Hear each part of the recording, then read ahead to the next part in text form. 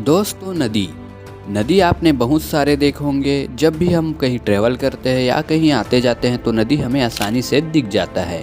लेकिन दोस्तों, इस नदी को देखकर हमारे मन में बहुत सारी सवाल और ख्याल आती है कि इसका निर्माण कैसे हुआ होगा या कहाँ से आई होगी। दोस्तों, ऐसी ही खूबसूरत नदी है जिसका नाम है अमेज़न की नदी, जो विभिन्न रहस्यों व तथ्यों से भरी है, जिसका वैज्ञानिक भी आज तक कोई सॉल्यूशन नहीं खोज पाए हैं। तो दोस्तों, आज की इस वीडियो में हम इस खूबसूरत नदी की रहस्यों से पर्दा उठाएंगे। यकीन मानिए, इस वीडियो में हम आपको इस नदी से जुड़ी ऐसे ऐसे फैक्ट्स के बारे में बताएंगे जो आपको हैरान कर देगा। तो दोस्तों, हमारे इस वीडियो में अंत तक बने रहे। स्वागत है दोस्तों हमारे YouTube channel infinity TV Hindi पर।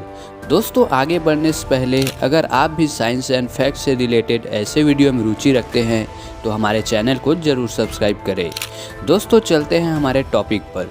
दोस्तों, किसी भी नदी की पहचान उसकी धारा, उसके लंबे चौड़े पाट या किनारे से होते हैं। कुदरत की सबसे खूबसूरत निर्माताओं में से एक है नदियाँ, लेकिन बड़ी से बड़ी नदी की शुरुआत भी बहुत छोटी धारा से होती है। दोस्तों, हमने अपनी अक्सर पुस्तकों व किताबों में पढ़ी भी है कि यह नदी कहीं दूर पहाड़ी से शुरू होती है। जब बारिश होना बंद हो जाती है तो बर्फ़ पिघलती है या ज़मीन के अंदर से कोई झरना फूटता है और पानी की एक धारा बहनी शुरू हो जाती है। और कई छोटी छोटी ऐसी धाराएं आगे चलकर एक दूसरे से मिल जाती है और यही धाराएं आगे चलकर बड़ी नदी का रूप ले लेती है। दोस्तों, ऐसी ही नदियों में से एक है अमेज़न की नदी।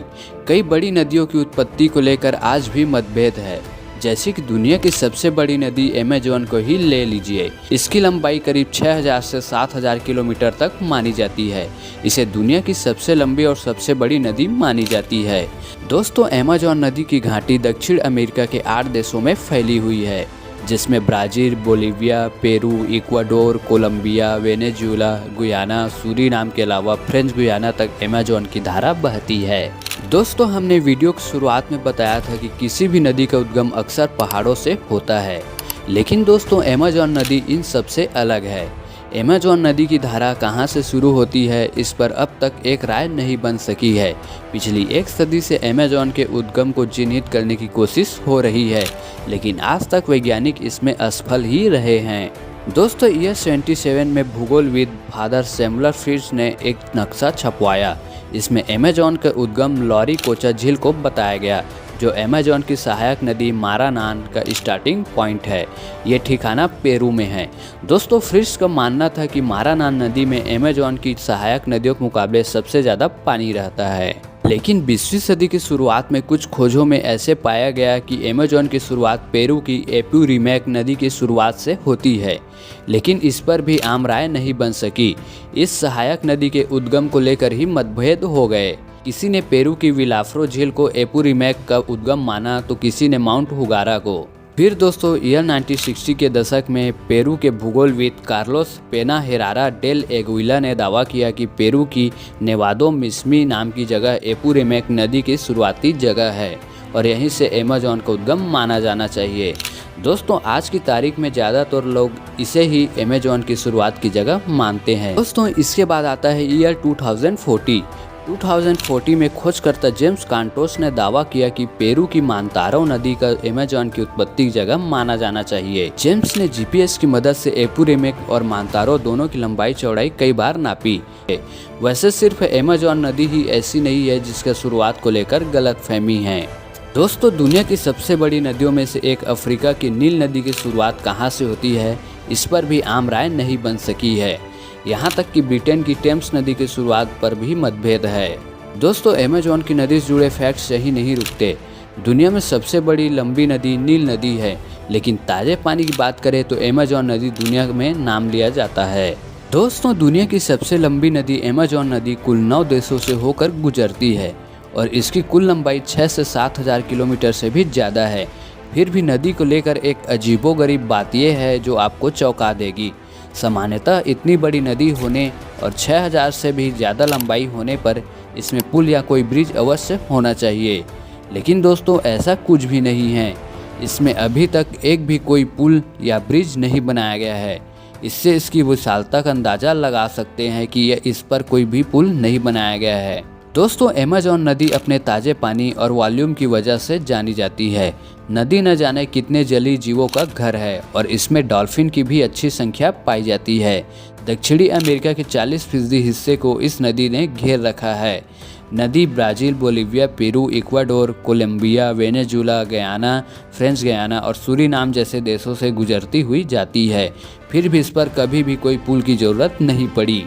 दोस्तों आपको बता दें कि अमेज़न नदी काफ़ी रहस्यमयी होने के साथ साथ अनोखा भी है। खास बात तो यह है कि इस नदी के नीचे एक और नदी बहती है। कुछ साल पहले ब्राज़ील के वैज्ञानिकों ने खोजा था कि इस नदी के नीचे 4 किलोमीटर तक रियो हमजा नदी बहती है, जो पर्यटकों को यह पॉइंट काफ़ी अट्रैक्ट करता है। दोस्तों अमेज़न की यह नदी काफ़ी रोमांचक भी है। साउथ अमेरिका में अमेज़न नदी के करीब प्रकृति प्रेमियों को ज़्यादा मजा आता है। दोस्तों धरती का दिल कही जाने वाली अमेज़न नदी के किनारे पर सबसे बड़े वर्षा वन हैं। ये वन काफ़ी घने हैं जो अपने आप में ही रहस्यों से भरे हुए हैं। ये वर्षा वन पृथ्वी के पर्यावरण संतुलन को कंट्रोल में एक खास रोल प्ले करता है, जिससे हमारी पृथ्वी के पर्यावरण में संतुलन बना रहता है। दोस्तों इसमें झीलों की खूबसूरतियाँ भी है।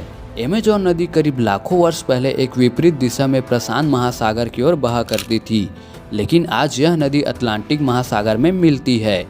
इसमें आज बड़ी संख्या में झीलें बन चुकी है। इन झीलों के किनारे शाम के समय वक्त बिताने का एक अलग ही मजा है।